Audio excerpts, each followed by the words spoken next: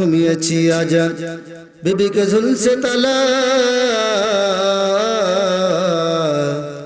রক্ত মোদের হয়েছে শিথিল পাপে অন্তর কালা আসছে পথে আধার নেমে আসছে পথে আধার নেমে তাই বলে কি রইবি থেমে বারবার জ্বলবি বাতি হয়তো বাতি জ্বলবে না তাই বলে তো ভীরুর মতো বসে থাকা চলবে না কইরে খালিদ কইরে ওমর কইরে খালিদ কইরে ওমর কইরে তোরা দিন বিজয়ী তরুণ মুজাহিদ এখন গাইতে হবে ঘুম ভাঙানো গীত আমি মুসলিম আমি চির সংগ্রামী আমি মুসলিম আমি চির সংগ্রামী আমি চির রণবীর আল্লাহকে ছাড়া কাউকে মানি না লিল্লাহি তাকবীর হাজারো ব্যথা বেদনার পরে ফিরে আসনি তুমি আপন ঘরে দিনের আলো তুমি ছড়িয়ে দিতে চলে গেলে মদিনায় মক্কা ছেড়ে হে রাসূল তোমাকে ভুলি আমি কেমন করে হে রাসূল তোমাকে ভুলি আমি কেমন করে কালিমা পড়ি লা ইলাহা ইল্লাল্লাহ লা ইলাহা ইল্লাল্লাহ লা ইলাহা ইল্লাল্লাহ লা ইলাহা ইল্লাল্লাহ রাসূল আমার আলোর আশা রাসূল আমার ভালোবাসা রাসূল আমার কাজ কর্মে অনুপ্রেরণা রাসূল আমার প্রেম বিরহের মূল আলোচনা রাসূল আমার প্রেম বিরহের মূল আলোচনা কালিমা লা ইলাহা ইল্লাল্লাহ আওয়াজ দিয়ে সকলেই পড়ি লা ইলাহা ইল্লাল্লাহ লা ইলাহা ইল্লাল্লাহু মুহাম্মাদুর রাসূলুল্লাহ সকলেই বলছি সাল্লাল্লাহু আলাইহি সাল্লাম সম্মানিত হাজিরিন আমরা সকলেই আল্লাহ পাকের দরবারে শুকরিয়া আদায় করছি যে আল্লাহ পাক আজকে আমাদেরকে অসংখ্য গণিত মানুষের মধ্য থেকে যাচাই বাছাই করে আল্লাহ পাক আজকে পানিয়াল পুকুর পূর্ব ফরুয়াপাড়া মারকাজুল হুদা মলিয়া মাদ্রাসার উদ্যোগে যে বিরাট মাহফিল জান্নাতের বাগানে আসা বসার আমাদেরকে কোরআন শোনার তৌফিক দান করেছেন এই জন্য সেই মালিকের প্রতি শুকরিয়া জ্ঞাপন করি বলে আলহামদুলিল্লাহ আমাদেরকে সৃষ্টি করেছেন কে জবান খুলে বলেন মুসলমান সৃষ্টি করেছেন কে আল্লাহ আমাদের হায়াত দিয়েছেন কে মাউত দিয়েছেন কে সুস্থ রেখেছেন কে আজকে আপনাকে এই মাহফিল পর্যন্ত নিয়ে এসেছেন যিনি তিনি কে আল্লাহ সেই মালিকের দরবারে আমরা আকাশ বাতাস প্রকম্পিত করে আমাদের উজাড় করে সমস্যারে সকলেই শুকরিয়া জ্ঞাপন করি বলে আলহামদুলিল্লাহ আল্লাহ তাআলা বলেন লা ইন শাকারতুম লাযিদান্নাকুম ওয়া লা ইন কাফারতুম ইন্না আযাবি লাশাদীদ সম্মানিত বন্ধুগণ আমার আল্লাহ তাআলা পবিত্র কালামে মানুষদেরকে জানিয়ে দিয়েছেন ও মানুষেরা ও ঈমানদারেরা তোমরা নিয়ামত পাওয়ার পরে শুকরিয়া আদায় করো তোমরা নিয়ামত পাওয়ার পরে আল্লাহ তাআলাকে ধন্যবাদ জানাও আল্লাহ তাআলাকে থ্যাঙ্কস জানাও অর্থাৎ যখন তোমরা ভালো কাজ করতে পারবা নেকের কাজ করতে পারবা আল্লাহ তাআলার কাছে শুকরিয়া জ্ঞাপন করো আল্লাহ বলে যে সকল বান্দারা আমার নিয়ামত পাওয়ার শুকরিয়া আদায় করে আমি আল্লাহ ওই সমস্ত বান্দার নিয়ামতকে বাড়াই দেই বলেন সুবহানাল্লাহ আর এই সমস্ত বান্দারা নিয়ামত পাওয়ার পরে ভালো কাজ করার পরে শুকরিয়া আদায় করে না, আর কৃতজ্ঞতা হয়, কৃতজ্ঞতা প্রকাশ করে না। আল্লাহ বলেন আমি ওই সমস্ত বান্দাদের নিয়ামতকে ছিনাইয়া নাই, বলেন নাউযুবিল্লাহ, এবং তাকে কঠিন আযাবে গ্রেফতারে করে, বলেন নাউযুবিল্লাহ। সম্মানিত হাজিরিন, দরুদ পেশ করে মহামানবের প্রতি। হাদিসের মধ্যে আছে মান সাল্লা আলাইহি ওয়াহিদান সাল্লাল্লাহু আলাইহি ওয়াসাল্লাম, বলা হয়েছে যে ব্যক্তি নবীর প্রতি একবার দরুদ পাঠ করে আল্লাহ পাক রব্বুল আমিন তার আমলনামায় 10টি নেকি দেয়, বলেন সুবহানাল্লাহ, এবং তার 10টা সগীরা গুনাহ মাফ করে দেয়, এবং আল্লাহ পাক রব্বুল আমিন তার প্রতি 10টি রহমত নাযিল করে, বলেন সুবহানাল্লাহ। হাদিসের মধ্যে পাওয়া যায় যে ব্যক্তি প্রতিনিয়ত বেশি বেশি করে দরুদ পাঠ করবে, কিয়ামতের ময়দানে ওই ব্যক্তি অতি নিকটে আমাদের নবীর নিকটে থাকবে, বলেন সুবহানাল্লাহ, এবং বিশ্বনবীর সুপারিশ পেয়ে ওই ব্যক্তি ধন্য হবে, সুবহানাল্লাহ। নবীজি বলেছেন যে ব্যক্তি প্রতিনিয়ত ঘুমের সময় 100 বার দরুদ পাঠ করবে, সে একদিন হলেও ঘুমের মধ্যে রাসূলকে দেখতে পাবে, বলেন সুবহানাল্লাহ। বিশ্বনবী সাল্লাল্লাহু আলাইহি সাল্লাম জানিয়ে দিয়েছেন, নবীজি বললেন ও সাহাবারা, যখন তোমরা কোন জান্নাতের বাগানের পাশ দিয়ে চলাচল করবা, জান্নাতের বাগানের পাশ দিয়ে তোমরা চলাফেরা করবা, তখন তোমরা সেখানে একটু বসে পড়বা, সেই বাগানে তোমরা একটু বসে যাবা। সাহাবারা বললেন ইয়া রাসূলুল্লাহ, ইয়া হাবিবাল্লাহ, জান্নাতের বাগান কোথায় আমাদেরকে জানিয়ে দেন। নবীজি বললেন ও সাহাবারা, তোমরা শোনো, দুনিয়ার মধ্যে যেখানে কোরআনের কথা হয়, যেখানে হাদিসের কথা হয়, কোরআনের তালিম হয়, হাদিসের তালিম হয়, হালাকুদ্দিন দ্বীনের কথা হয়, ওই জায়গাটায় জান্নাতের বাগান, বলেন সুবহানাল্লাহ। আবার নবীজি বললেন ও সাহাবারা, জান্নাতের বাগানে বসলে কি লাভ হবে তোমরা কি জানো? সাহাবারা বললেন ইয়া রাসূলুল্লাহ, জানিয়ে দিন। নবীজি বলল, যদি কোনো ব্যক্তি জান্নাতের বাগানে কোরআনের মাহফিলে, কোরআনের তালিমে এক মুহূর্ত সামান্য সবাই বসে যায়, আল্লাহ তাআলা তার আমলনামায় 1000 বার নফল নামাজ পড়লে যে পরিমাণ সওয়াব হয়, ওই পরিমাণ সওয়াব আল্লাহ ওই বান্দার আমলনামায় দেয়, বলেন সুবহানাল্লাহ। নবীজি আবার বললেন ও সাহাবা, তোমরা শোনো, শুধু তাই নয়, যদি কোনো ব্যক্তি জান্নাতের বাগানে অল্প সময় বসে পড়ে, একটা মুহূর্ত বসে পড়ে, আল্লাহ পাক রব্বুল আমিন তার আমলনামায় 1000 বার নফল নামাজ পড়লে যে পরিমাণ সওয়াব হয়, ওই পরিমাণ সওয়াব আল্লাহ ওই বান্দার আমলনামায় দেয়, বলেন সুবহানাল্লাহ। শুধু তাই নয় মুসলমান, নবীজি আরো বলেছেন, যে ব্যক্তি অল্প সময়ের জন্য জান্নাতের বাগানে বসে যায়, কোরআনের দরসে জিকিরের মজগুলে বসে যায়, আল্লাহ তাআলা তার আমলনামায় যদি কোনো ব্যক্তি 1000 বার জানাজার নামাজ আদায় করে, 1000 বার জানাজার নামাজ আদায় করলে যে পরিমাণ সওয়াব হয়, মহান আল্লাহ পাক রব্বুল আমিন ওই ব্যক্তির আমলনামায় ওই পরিমাণ নেকি দেয়, বলেন সুবহানাল্লাহ। সম্মানিত হাজিরিন, নবীর হাদিস থেকে কথা বলতেছিলাম, তাহলে যে ব্যক্তি জান্নাতের বাগানে বসবে 1000 বার নফল নামাজ, 1000 বার এরকম জানাজার নামাজ, 1000 বার রোজা রাখলে যে পরিমাণ সওয়াব হয়, এই পরিমাণ সওয়াব আল্লাহ বান্দার আমলনামায় দেয়, বলেন সুবহানাল্লাহ।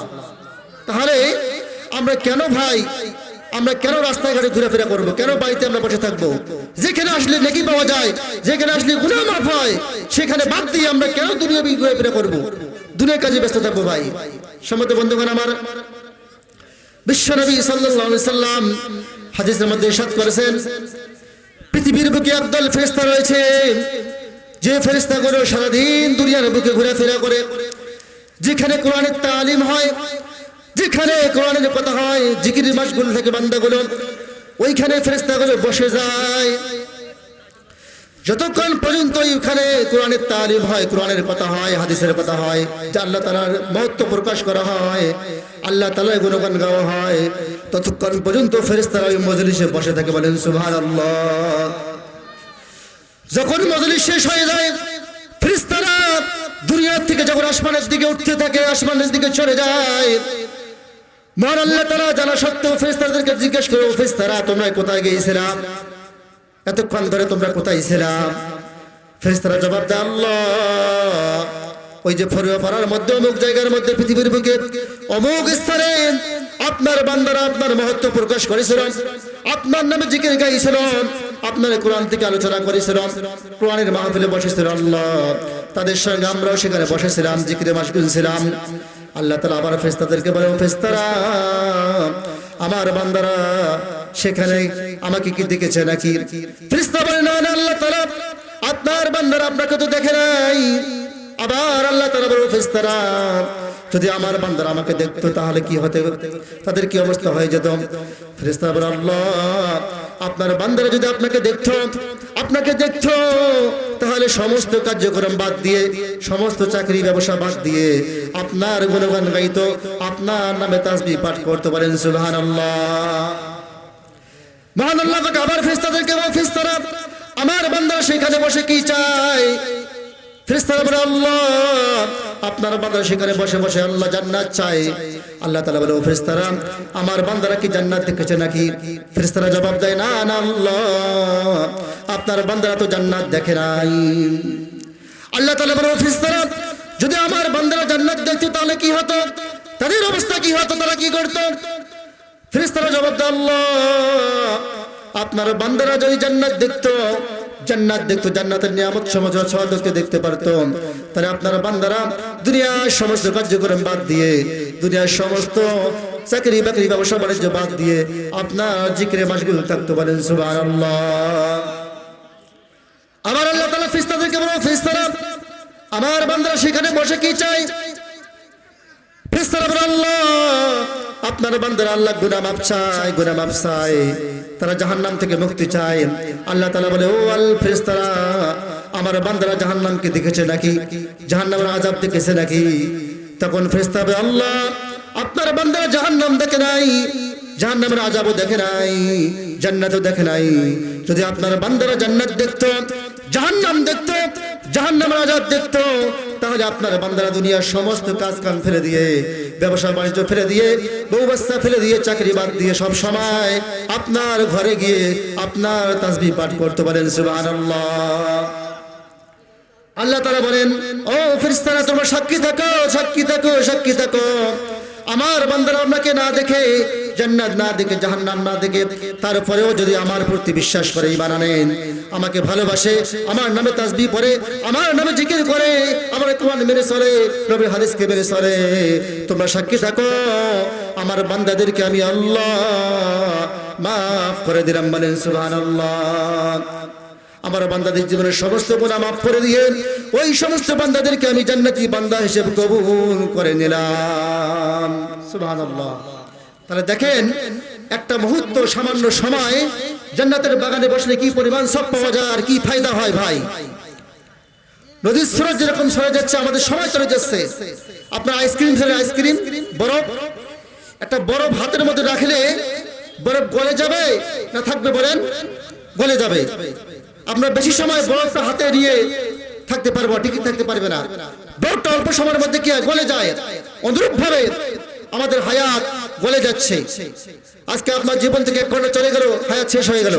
একদিন চলে গেল, আপনার হায়াত থেকে একদিন চলে গেল, এই হায়াত আপনি ফিরে পাবেন না।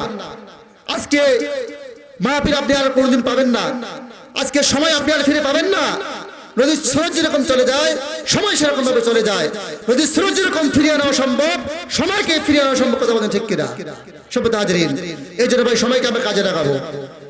বিশ্বনবী সাল্লাল্লাহু আলাইহি ওয়াসাল্লামকে এক সাহাবা জিজ্ঞেস করলেন, ইয়া রাসূলুল্লাহ, ইয়া হাবিবাল্লাহ, আমি তো বৃদ্ধ হয়ে গেছি, আমার অনেক বয়স হয়ে গেছে, আমি তো আর জিহাদের ময়দানে যেতে পারবো না, রাতের আধারে দাঁড়িয়ে দাঁড়িয়ে তাহাজ্জুদ পড়তে পারবো না, আমার তো সম্পদ কম, বেশি দান সদকাও করতে পারবো না, যুদ্ধ করতে পারবো না, ইসলামের জন্য আন্দোলন করতে পারবো না। ইয়া রাসূলুল্লাহ, আমাকে কিছু আমল শিখিয়ে দিন, যে আমল করলে আমি অনেক বেশি সওয়াব পাবো। বিশ্বনবী সাল্লাল্লাহু আলাইহি ওয়াসাল্লাম তাকে আমল শিখিয়ে দিলেন, তাকে কিছু আমল দিলেন। বলো সাহাবা, তুমি শোনো, যখন তুমি তোমার জবান দিয়ে, আল্লাহ তাআলা তোমাকে জবান দিয়েছেন, এই জবান দিয়ে, পবিত্র মুখ দিয়ে যখন তুমি সুবহানাল্লাহ সুবহানাল্লাহ সুবহানাল্লাহ একবার পাঠ করবে, আল্লাহ তাআলা তোমার আমলনামায় 100 গোলাম মুক্তি করে দেওয়ার সওয়াব দিয়ে দিবে। বলেন সুবহানাল্লাহ। আরবদের জমানায় তৎকালীন একটা প্রথা ছিল, গোলাম ছিল, গোলাম মানে চাকর ছিল। এই চাকরকে টাকা দিয়ে তারা ক্রয় করত। এই চাকর গোলামকে মুক্তি দিলে যে পরিমাণ সওয়াব হয়, এইরকম 100 গোলামকে আজাদ করে দিলে যে পরিমাণ সওয়াব, ওই পরিমাণ সওয়াব আল্লাহ বান্দার আমলনামায় যায়।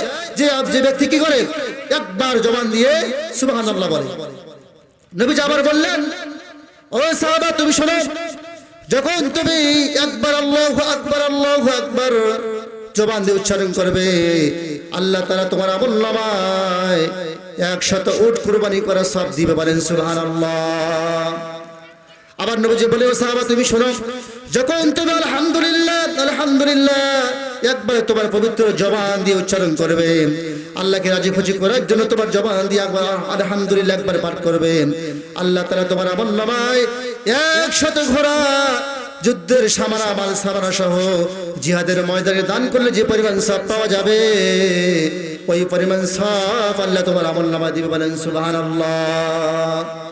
তাহলে একবার সুবহানাল্লাহ, একবার আলহামদুলিল্লাহ, একবার আল্লাহু আকবার, মাত্র 3টা কথা। এই 3টা কথা বলতে কি টাকা লাগবে? বলেন, জবান খুলে বলেন, টাকা লাগবে? লাগবে না। পয়সা লাগবে? লাগবে না।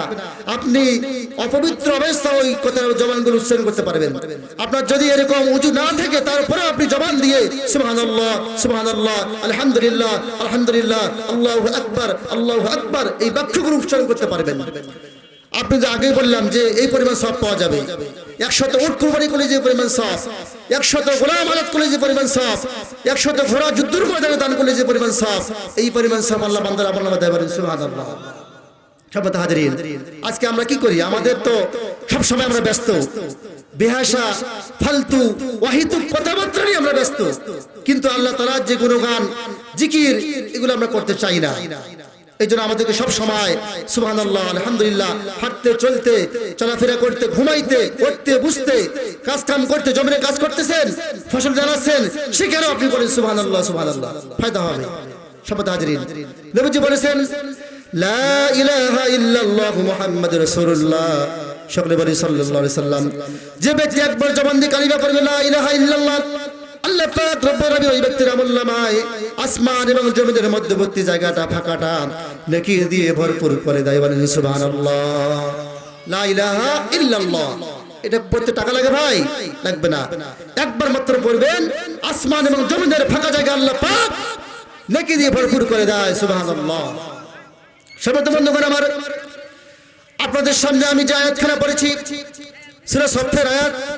সব মানে হচ্ছে কাতার বন্দি, সারিবদ্ধ হওয়া। পৃথিবীর বুকে আল্লাহ তাআলার নিকট সবচেয়ে 2টা কাতার দামি। 1 নম্বর কাতার হচ্ছে নামাজের কাতার। যখন কোনো মানুষ নামাজে দাঁড়িয়ে যায়, নামাজের মধ্যে দাঁড়িয়ে যায়, আল্লাহ তাআলা খুশি হয়, বলে ও ফেরেশতারা দেখো দেখো, তোমরা এই মানুষকে বানাতে নিষেধ করেছিলে, তোমরা বলেছিলে আল্লাহ মানুষ সৃষ্টি করো না, এই মানুষ দুনিয়ার বুকে গিয়ে তোমার ইবাদত করবে না, দাঙ্গা হাঙ্গামা করে ফাসাদ সৃষ্টি করবে, মারামারি করবে, কাটাকাটি করবে, আল্লাহ ফাসাদ সৃষ্টি করবে, এই মানুষকে সৃষ্টি করো না, তোমরা নিষেধ করেছিলা। দেখো আমার বান্দারা আজকে আমাকে খুশি করার জন্য, জান্নাত পাওয়ার জন্য, দেখো তারা কাতারবন্দি হয়ে, ধনী গরিব ছোট বড় শিক্ষিত অশিক্ষিত সকলেই মিলেমিশে কাতারবন্দি হয়ে দাঁড়িয়ে গেছেন। আল্লাহ তাআলা এই দৃশ্যটা অনেক পছন্দ করে, বলেন সুবহানাল্লাহ। আর 2 নম্বর হচ্ছে, যখন কোনো ব্যক্তি ইসলাম কায়েমের জন্য, ইসলাম আন্দোলন করার জন্য, কোরআনের বিধান কায়েম করার জন্য, রাসূলের সুন্নাহকে কায়েম করার জন্য যারা এরকম কাতারবদ্ধ হয়ে, সারিবদ্ধ হয়ে এরকম জমিনের মধ্যে দাঁড়িয়ে যায়, আন্দোলন করে, এই কাতারটা, এই আন্দোলনটা আল্লাহ পাক পছন্দ করে, বলেন সুবহানাল্লাহ। 2টা কাতার দামি, একটা নামাজের কাতার আর একটা জিহাদের ময়দানে কাতার, আন্দোলনের কাতার, কোরআন সুন্নাহ কায়েমের জন্য, ইসলামকে কায়েম করার জন্য এই কাতার আল্লাহ পাক পছন্দ করে। সম্মানিত হাজিরিন, এই সূরার নাম হচ্ছে সফ। এই সূরার আমি একটা আয়াত পাঠ করেছি। আল্লাহ তাআলা বলেন, ইয়া আইয়ুহাল্লাযীনা আমানু হাল আদুল্লুকুম আলা তিজারাতিন তুনজিকুম মিন আযাবিন আলীম। আল্লাহু আকবার। যখন আমি হাত দ্বারা দেব আল্লাহু আকবার সকলে বলবেন। আল্লাহ তাআলা এই আয়াতের মধ্যে মানুষদেরকে জানিয়ে দিয়েছেন, ও ঈমানদারেরা তোমরা শোনো, হে মুমিনেরা তোমরা শোনো। আল্লাহ পাক কোন ইহুদি, কোন খ্রিস্টান, কোন মানুষদেরকে বলে নাই। আল্লাহ বলেন, ইয়া আইয়ুহাল্লাযীনা আমানু, হে ঈমানদারেরা, যারা ঈমান এনেছে, যারা কালিমা পড়েছো, যারা কালিমাকে বিশ্বাস করো, যারা নবীকে বিশ্বাস করো, কিয়ামতকে বিশ্বাস করো, জান্নাতকে বিশ্বাস করো, জাহান্নামকে বিশ্বাস করো, এই সমস্ত মানুষদেরকে আল্লাহ পাক ডাক দিয়ে বলে, ও ঈমানদারেরা তোমরা শোনো, এই ঈমানদারেরা তোমরা শোনো, তোমরা যদি আযাবে আলিম থেকে বাঁচতে চাও, তোমরা যদি আযাবে আলিম থেকে বাঁচতে চাও, তাহলে তোমরা তিনটা কাজ করো। কয়টা কাজের কথা আল্লাহ বলছেন? তিনটা কাজ। আল্লাহ বলেন ইয়া আইয়ুহাল্লাযিনা আমানু, হে ঈমানদারগণ, হাল আদুল্লুকুম আলা তিজারা, আমি কি তোমাদেরকে এমন একটা ব্যবসার কথা বলবো নাকি, এমন একটা কাজের কথা বলবো নাকি যে কাজটা করলে তোমরা, যে ব্যবসা করলে তোমরা আযাব আলিম থেকে বাঁচতে পারবা, দুনিয়ার আযাব থেকে বাঁচতে পারবা এবং পরকালে জাহান্নামের আযাব থেকে তোমরা বাঁচতে পারবা।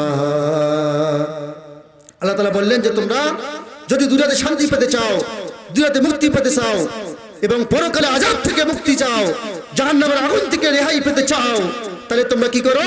তিনটি কাজ করো। বন্ধুগণ আমার, এক নম্বর কাজ আল্লাহ পাক জানিয়ে দিলেন। এক নম্বর কাজ হচ্ছে তুকমিনুনা বিল্লাহ, এক নম্বর আল্লাহর প্রতি ঈমান আনতে হবে, ওয়া রাসূলিহি, এবং রাসূলের সুন্নাহকে মানতে হবে, রাসূলের প্রতি ঈমান আনতে হবে। ওয়া তুজাহিদুনা ফি সাবিলিল্লাহ, তিন নম্বর কাজ হচ্ছে আল্লাহর পথে, আল্লাহর দ্বীন কায়েম করার জন্য জান এবং মাল দিয়ে আল্লাহর পথে জিহাদ করতে হবে। রাজি আছেন তো ইনশাআল্লাহ? কেমন হাজিরিন? তিনটা কাজ। কয়টা কাজ? তিনটা। এক নম্বরে আল্লাহর প্রতি ঈমান, দুই নম্বরে নবীর প্রতি ঈমান, তিন নম্বরে ইসলাম কায়েমের জন্য, কোরআনের বিধান কায়েম করার জন্য, ইসলামকে টিকে রাখার জন্য জান এবং মাল দিয়ে আল্লাহর প্রতি জিহাদ করতে হবে। শপথ বন্ধুগণ আমার, ঈমান কেমন আনতে হবে, কেমন ঈমান থাকা দরকার? সাহাবাদের কেমন ঈমান ছিল? হযরত বিলাল রাদিয়াল্লাহু তাআলা একটা মানুষ ছিল, তিনি কালো মানুষ ছিলেন, কিন্তু এই মানুষটার অন্তরে ঈমান ছিল পাকা। এমন ঈমান তিনি অর্জন করেছিলেন, ঈমান গ্রহণ করার কারণে, ইসলাম গ্রহণ করার কারণে তার মালিক উমাইয়া ইবনে খালদ বলল, ও আমার গোলাম, ও আমার গোলাম, আমি শুনেছি বিলাল তুমি নাকি ইসলাম ধর্ম গ্রহণ করেছো, কালিমা গ্রহণ করেছো, তোমাকে সময় দিলাম, তোমাকে অবকাশ দিলাম, কালিমা ছেড়ে দাও, ঈমান ছেড়ে দাও, না হলে তোমাকে আমি এই পৃথিবীর বুকে হত্যা করে ফেলবো।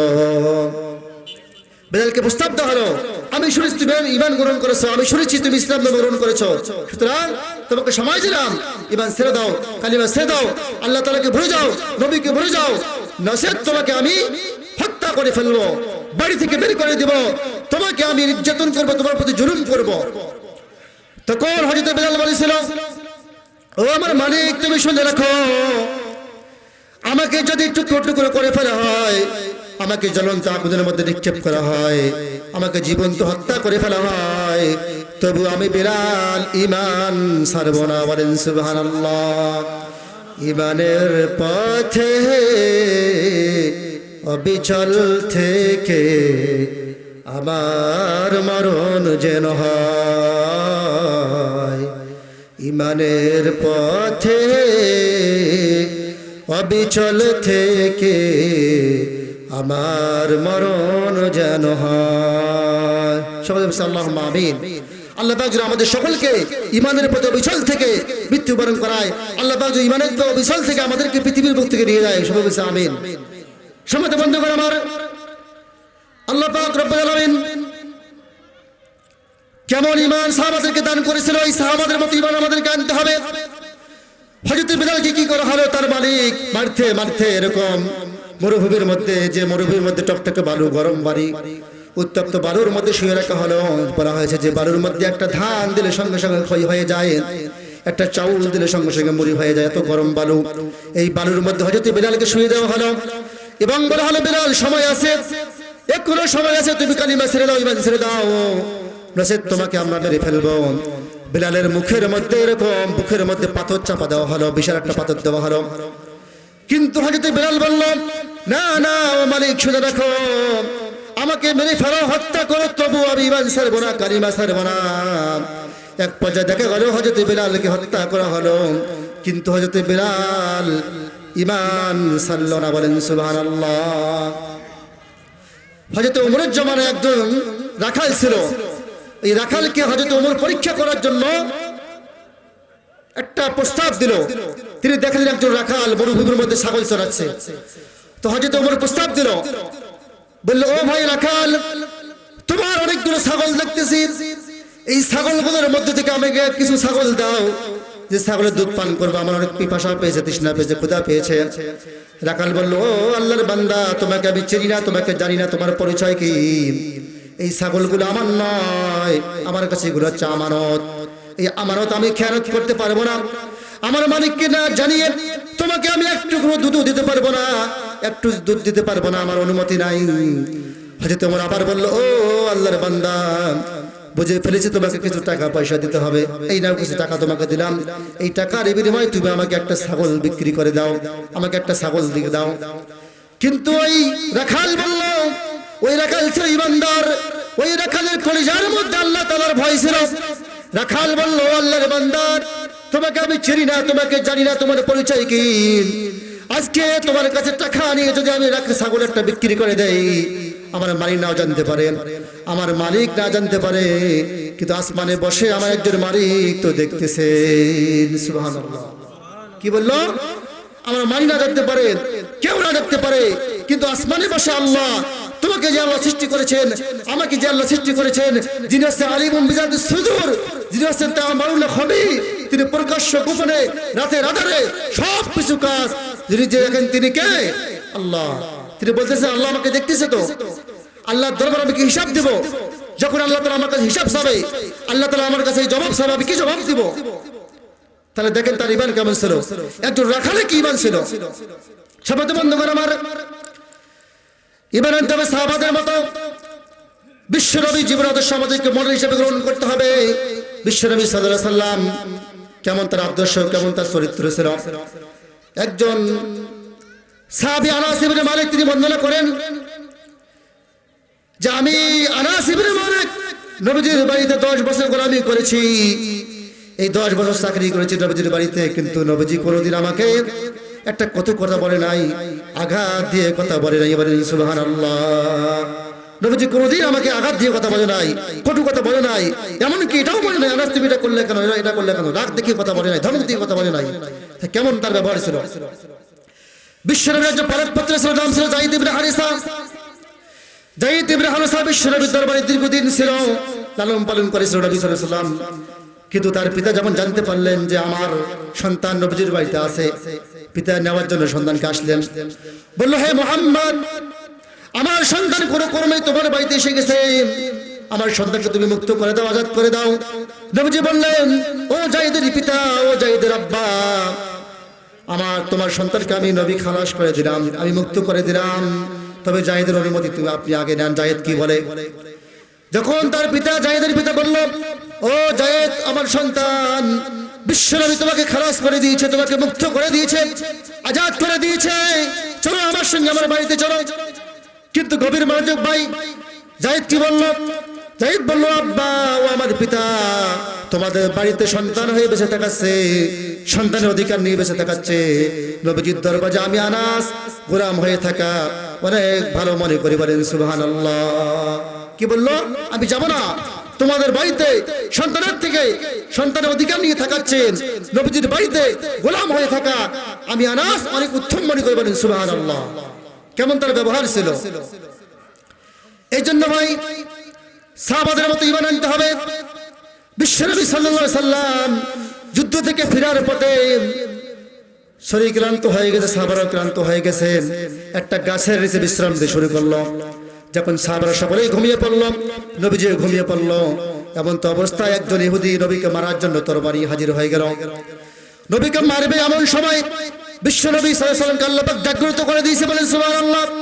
বিশ্বনবী চোখ মেলে দেখে একজন ইহুদি নবীকে মারার জন্য সামনে তরবারি নিয়ে হাজির হয়ে গেছেন, তরবারি আঘাত করার জন্য তরবারি উঠাইছে। এমন তো অবস্থায় নবীজি টের পেয়ে গেছেন। তো নবীজি যখন টের পেলেন, সাহাবারা দৌড়ে আসলো, ইয়া রাসূলুল্লাহ, ইয়া হাবিবাল্লাহ, ইহুদি আপনাকে মারতে চায়, এই বেদুইন আপনাকে মারতে চায়, অনুমতি দিন, আমরা তাকে মারবো।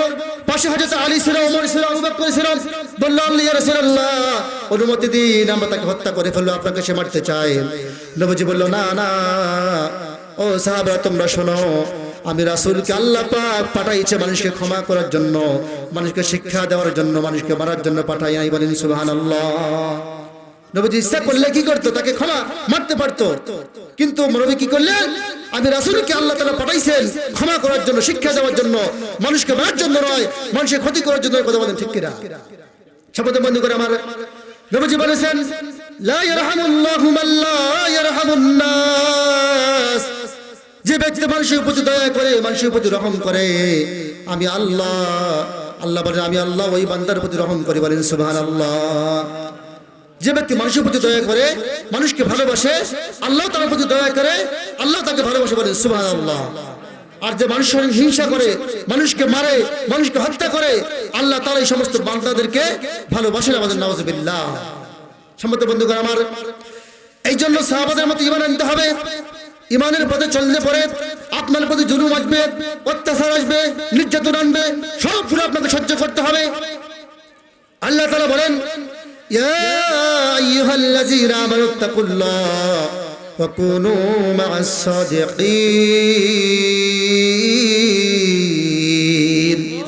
আল্লাহ তাআলা বলেন ঈমানদারেরা, তোমরা আল্লাহ তাআলাকে ভয় করো এবং সাথী হয়ে যাও, বন্ধু হয়ে যাও। যারা ঈমানদার, যারা সাদিকিন, সত্যবাদী, তাদেরকে তোমরা বন্ধু বানাও। আজকে পৃথিবীর বুকে আমরা বন্ধু বানাচ্ছি চোর ডাকাত, যারা চোর, যারা গাঁজাখোর, যারা নেশাখোর, যারা দিবালোকে মানুষকে হত্যা করে, পাথর মেরে হত্যা করে, যে সমস্ত মানুষকে আঘাত করে, যারা সুদখোর, যারা ঘুষখোর, যারা হারামখোর, এই সমস্ত মানুষদেরকে আমরা বন্ধু বানিয়ে নিয়েছি। তো আল্লাহ তাআলা বলেন ইন্নামাল মুমিনুনা আল্লাযীনা আমানু বিল্লাহি ওয়া রাসূলিহি সুম্মা লাম ইয়ারতাবু ওয়া জাহাদু বিআমওয়ালিহিম ওয়া আনফুসিহিম ফি সাবিলিল্লাহ উলাইকা হুমুস সাদিকুন। আল্লাহ তাআলা বলেন প্রকৃত মুমিন তো তারাই যারা আল্লাহ এবং রাসূলের প্রতি ঈমানের উপরে সন্দেহ করে না, নিজেদের জান এবং মাল দিয়ে আল্লাহর পথে জিহাদ করে, আল্লাহর পথে সংগ্রাম করে, আল্লাহর দ্বীন কায়েম করার জন্য সংগ্রাম করে, লড়াই করে, বলেন সুবহানাল্লাহ। আল্লাহ তাআলা আয়াতে বলেছেন আল্লাহু ওয়ালিয়ুল্লাযীনা আমানু ইখরিজুহুম মিনাজ যুলুমাতি ইলান নূর। আল্লাহ তাআলা বলেন যারা ঈমানদার, যারা মুমিন, তারা হচ্ছে আমি আল্লাহর বন্ধু। আর আল্লাহ তাআলা ওই সমস্ত মুমিনদেরকে, ঈমানদারদেরকে অন্ধকার থেকে বের করে আলোর দিকে নিয়ে যায়, বলেন সুবহানাল্লাহ। গুনাহ থেকে বের করে, গুনাহের থেকে বের করে আল্লাহ পাক ওই সমস্ত বান্দাদেরকে ভালো কাজের দিকে নিয়ে যায়, আলোর দিকে নিয়ে যায়, অর্থাৎ নেকের কাজের দিকে নিয়ে যায়, বলেন সুবহানাল্লাহ। ওয়াল্লাযীনা কাফারু আউলিয়াউহুমুত তাগুত ইখরিজুনাহুম মিনান নূরি ইলাজ যুলুমাত উলাইকা আসহাবুন নার হুম ফিহা খালিদুন। আল্লাহ তাআলা বান্দারা কাফিরকে বন্ধু বানায়, যারা ইহুদিদেরকে বন্ধু বানায়, যারা নাস্তিকদেরকে বন্ধু বানায়, জালিম মুশরিক মুনাফিকদেরকে বন্ধু বানায়, এই সমস্ত বন্ধুরা, এই সমস্ত তাগুতেরা, তাদের অভিভাবক হচ্ছেন শয়তান। আর শয়তান, তাগুত কখনো তাদেরকে আলোর দিকে নিয়ে যায় না, হেদায়েত দেখায় না। সব সময় তারা তাদেরকে আলোর থেকে বের করে অন্ধকারের দিকে নিয়ে যায়। সব সময় তারা তাদেরকে নেকের থেকে দূর করে, ভালো কাজ থেকে বের করে গুনাহের দিকে নিয়ে যায়, বলেন নাউযুবিল্লাহ। উলাইকা আসহাবুন নার। আল্লাহ বলেন এই সমস্ত মানুষেরা যারা আলেমদেরকে বাদ দিয়ে মানুষকে বন্ধুরূপে গ্রহণ করবে, যারা ঈমানদারদেরকে বাদ দিয়ে কাফেরদেরকে, মুশরিকদেরকে বন্ধুরূপে গ্রহণ করবেন, এই সমস্ত মানুষেরা উলাইকা আসহাবুন নার, জাহান্নামের অধিবাসী হবে, বলেন নাউযুবিল্লাহ। হুম ফিহা খালিদুন। আল্লাহ বলে তারা চিরকাল, অনন্তকাল জাহান্নামে থাকবে, বলেন নাউযুবিল্লাহ। আল্লাহ তাআলা বলেন আল্লাযীনা আমানু ইয়াকাতিলুনা ফি সাবিলিল্লাহ, যারা ঈমানদার, যারা মুমিন, তারা সংগ্রাম করে আল্লাহর পথে। ওয়াল্লাযীনা কাফারু ইয়াকাতিলুনা ফি সাবিলিল্লাহ, যারা কাফের, যারা তাগুত, যারা মুশরিক, যারা মুনাফিক, যারা জুলুমবাজ, যারা চাঁদাবাজ, যারা টেন্ডারবাজ, এই সমস্ত জুলুমবাজরা, এই সমস্ত মুশরিকরা, এই সমস্ত মুনাফিকরা, এই সমস্ত জালিমেরা লড়াই করে, সংগ্রাম করে শয়তানের পথে, বলেন নাউযুবিল্লাহ। আজ যারা শয়তানের পথে লড়াই করবে, আজ এই সমস্ত মানুষেরা জুলুমের পক্ষে থাকবে, মুশরিকদের পক্ষে থাকবে, এই সমস্ত মানুষরা জান্নাতে যাবে না। উলাইকা আসহাবুন নার, তারা হবে জাহান্নামী, বলেন নাউযুবিল্লাহ। সম্মানিত বন্ধুগণ আমার, আল্লাহ তাআলা আরো বলেছেন ইয়া আইয়ুহাল্লাযীনা আমানু লা তাত্তাখিযুল কাফিরিনা আউলিয়া মিন দুনিল মুমিনিন। আল্লাহ তাআলা বলেন হে ঈমানদারেরা, তোমরা মুমিনদের বাদ দিয়ে, আলেমদেরকে বাদ দিয়ে জালেমদেরকে বন্ধু বানাইও না, কাফেরদেরকে বন্ধু বানাইও না, মুনাফিকদের বন্ধু বানাইও না, মুশরিকদেরকে বন্ধু বানাইও না।